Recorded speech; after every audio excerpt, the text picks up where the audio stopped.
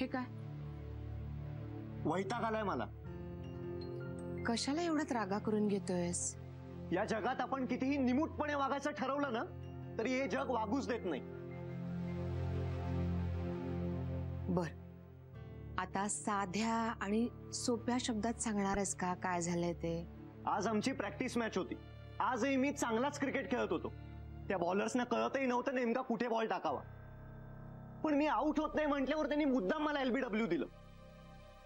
तेजस, एखाद्या वेळेला ना तुमच्या त्या अंपायर कडून निर्णय चुकू शकतो. चुकतात नाही, मुद्दाम केलंय त्यांनी. क्लिअर कट दिसत होता बॉल लेग स्टंपच्या बाहेर गेलाय. तरीही असा निर्णय दिला त्यांनी? अगं तेच तुला सांगतोय ना.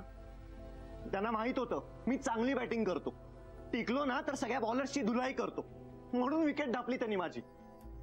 तेजस, एवढं हायपर होण्याची खरंच गरज नाहीये. अरे का नाही होणार?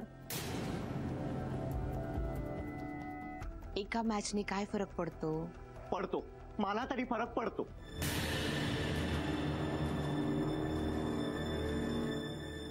आयुष्यातली शेवटची मॅच असल्यासारखं का बोलतोयस तू?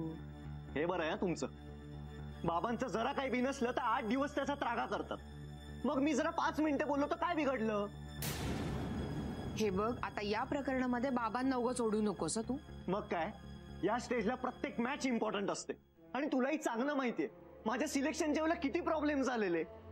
मग मी जरा पण काही बोललो की अरे काय चाललंय? किती आरडाओरडा.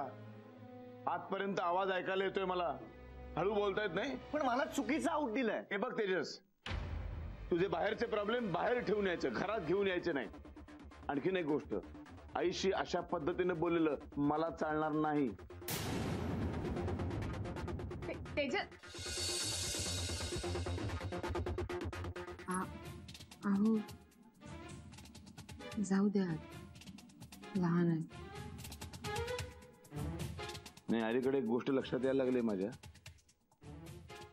माझं कोणालाच पटत नाहीये.